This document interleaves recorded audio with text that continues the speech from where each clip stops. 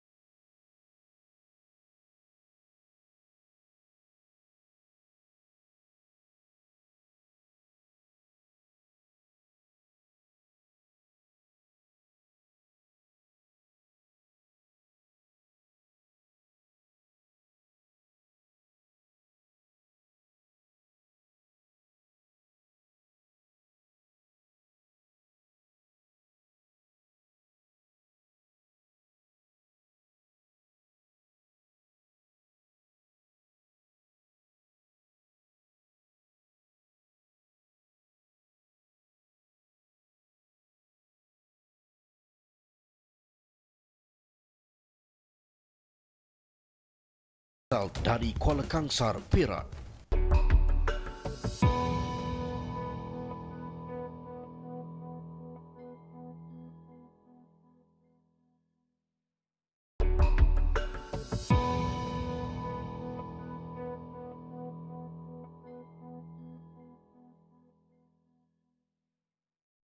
Nama geng Mamak diperolehi berdasarkan keterangan mangsa-mangsa mereka. Adik-beradik ini disifatkan berkulit gelap, bermisai dan berambut lebat. Taktik geng Mamak iaitu menyamar sebagai pihak berkuasa turut mengaitkan mereka dengan lebih 180 kes samun dan rompakan di sekitar Johor, Perak dan Kuala Lumpur. Kita buka balik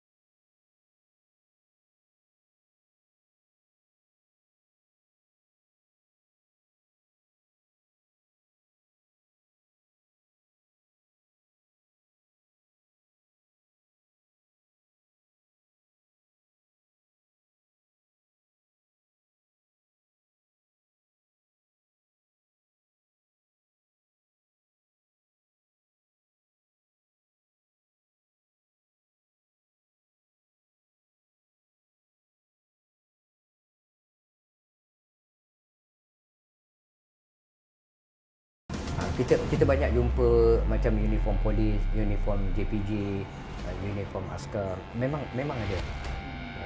Dengan habis-habis pangkat dia orang mestilah inspektor, ASP atau kapten atau JPJ, dia punya apa ni, pegawai JPJ kan. Jadi dia orang ada memang uniform semua komplit. Menurut Amidon, nombor siri yang terdapat pada jongkok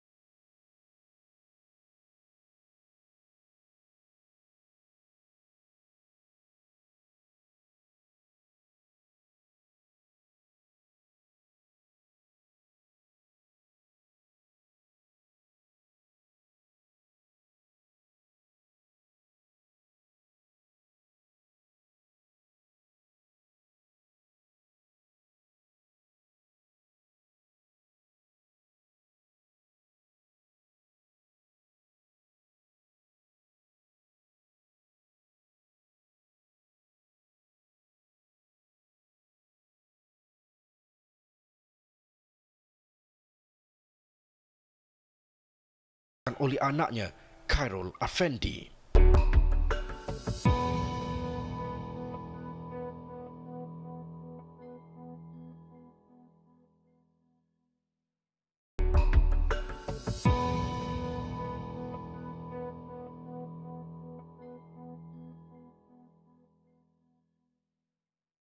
Suatu ketika dulu, geng mamak pernah digelarkan sebagai kumpulan penjenayah Melayu paling dikehendaki polis. Siapa sebenarnya geng mamak ini yang sehingga kini tindak tanduk jenayah mereka masih meniti di bibir masyarakat? Separuh daripada penjenayah, sebagian besar daripada penjenayah yang saya jumpa tidak mempunyai keyakinan, kewibawaan jika boleh ayat itu digunakan, perkataan itu digunakan, sebagaimana ahli-ahli geng mamak. Mereka boleh menyamar dan konsisten dengan samaran itu. Maknanya kalau dia menyamar jadi polis, orang akan cakap memang dia polis. Gaya, jalan, percakapan dan sebagainya, tidak ada satu pun yang boleh mencurigakan. Bekas Timbalan Ketua Polis Perak, Datuk A. Paramasivam, antar pegawai polis yang sangat aktif memburu geng mamak. Pertama kali beliau didedahkan dengan geng mamak sekitar tahun 1995 selepas menerima laporan pengurup wang di Samun sebanyak 3 juta ringgit di Tambak Johor. Tiba-tiba datang sekumpulan lelaki 5-6 orang, seorang bawa tukul besi, pecahkan cermin kereta sebelah pemandu, rampas kunci, pergi ke bonet belakang, booth belakang, buka dan keluarkan dua beg berisi duit itu dan melintas jalan ke sebelah dan melarikan diri. Yang aneh sekali adalah kejadian ini betul-betul berlaku di belakang balai polis IPD Johor Bahru tu. Ini masuk ke Tambak Johor. Paramasivam ketika itu bertugas sebagai pegawai turus jenayah berat di Sembilan dan telah sedia maklum dengan gerakan mencari geng mamak seluruh negara. Beliau yakin kes samun pengurup wang di Tambak Johor itu dilakukan kumpulan sama yang menjadi buruan polis. Lepas tu kita bawa ke Johor Bahru, lepas tu kita buat tangkapan di Batu Pahat lagi, kita buat tangkapan di Kota Tinggi. Saya ingat lebih kurang 5-6 orang kita ditangkap bersabit dengan kes ini. Hasil siasatan lanjut, dia mendedahkan mereka telah membuat pemantauan terhadap money changer ni lah selama 1-2 minggu yang dia pergi ke bank, lepas tu keluar duit dan masuk ke Singapura. Dan mereka beranilah buat betul-betul di belakang balai polis sentral di Johor Bahru. Dan satu lagi dia mendedahkan, dia melarikan diri ke Bukit Cagar dan dia buat U-turn dekat Jalan Tebera betul-betul depan IPK Johor. Bermula di kontijen Johor, kemudian Selangor sehinggalah menjawat jawatan akhir di Perak. Beliau tidak patah semangat menumpaskan kumpulan penjenayah bersaudara ini. Selain pakar melakukan penyamaran, geng mamak turut bijak memujuk, terutama memujuk polis pengiring. Right? Kemudian dia pujuk-pujuk lagi, jangan gari dia. Right? Saya dah suspect dah budak ni ada sesuatu di sebalik niat dia lah. Tapi kita tak benarkan. Dari situ saya nampak, itulah first time kita didedahkan kepada geng mamak. Saya nampak dia punya pujukan dia tu cukup manis. Cukup manis dengan dia tak keras lah, dia very persuasif lah. Kepakaran memujuk oleh geng mamak pernah menyebabkan 4 anggota polis dipecat suatu ketika dahulu. Antara pengasas geng itu, Muhammad Yusof Abu Bakar, berjaya melarikan diri dari tahanan polis pada September 2001 di Air Keruh, Melaka. Saya dah tekankan kepakaran mereka memujuk, membohong, memberi corruption, kesuapan semua itu. Saya dah menekankan seperti itu. Tapi dalam kes itu, tangkapan tersebut telah memujuk pegawai polis saya dengan anggota polis untuk ingin berjumpa dengan isteri dia dekat tol Air Keruh. Dan pegawai saya pun yang telah engkah segala perintah yang diadakan, bawalah mamak ni, geng mamak ni Ali ni ke Air Keruh punya tempat tu. Lepas tu dia berjaya boloskan diri. Paramasivam berkata beliau paling kesal dan sedih apabila salah seorang anggotanya maut akibat dilanggar ahli serpihan geng mamak di Kerian Perak beberapa tahun lepas. Tindakan generasi geng mamak yang dianggap serpihan ketiga ini sangat berbeza dengan geng asal yang tidak menggunakan kekerasan yang keterlaluan.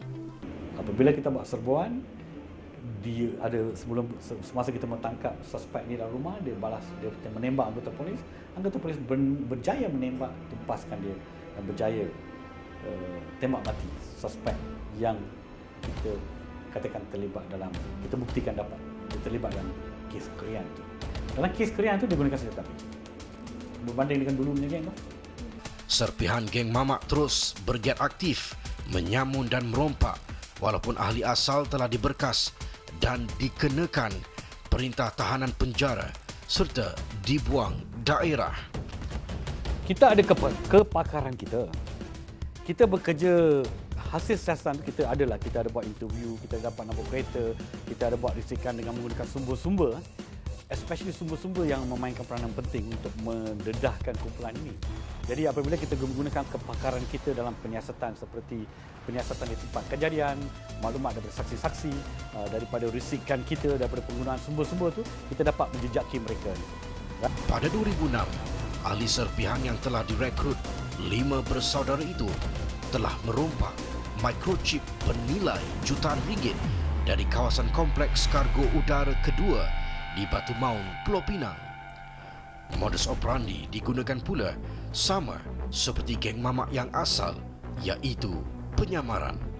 Yang menjadi serpihan sekarang ni, dia tak peduli tentang kawalan, tak peduli tentang itu, kan? Jadi kita boleh katakan kumpulan lapisan yang terbaru dia tu hanyalah penjenayah biasa. Tahap dia bukan tahap geng mamak.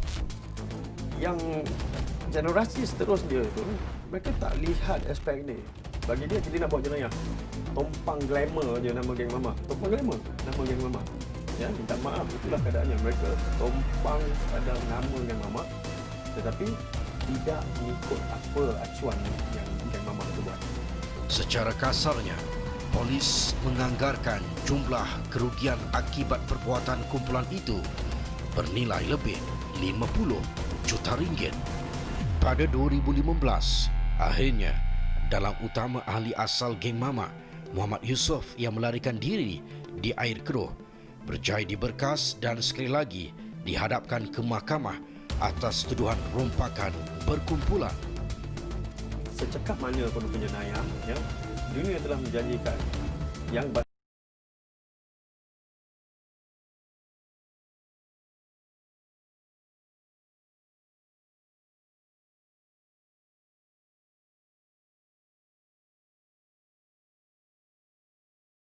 adakah lagi legasi geng mamak bergerak aktif melakukan jenayah?